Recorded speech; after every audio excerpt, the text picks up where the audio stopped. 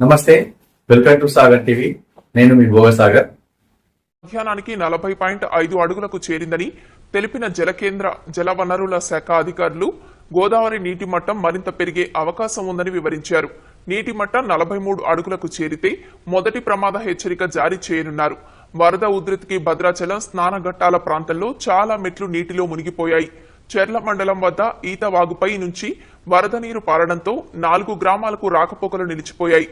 దమ్ముగూడెం మండలం వద్ద సీతవాగు, గుబ్బలమంగివాగు ఉధృతంగా ప్రవహించడంతో పర్ణశాల వద్ద నారచీరల ప్రాంతం వరద నీటిలో మునిగింది. భద్రాచలం నుంచి ఛత్తీస్గఢ్, ఒడిశాకు వెళ్లే ప్రధాన రహదారిపై వరద నీరు చేరడంతో రాకపోకలు నిలిచిపోయాయి.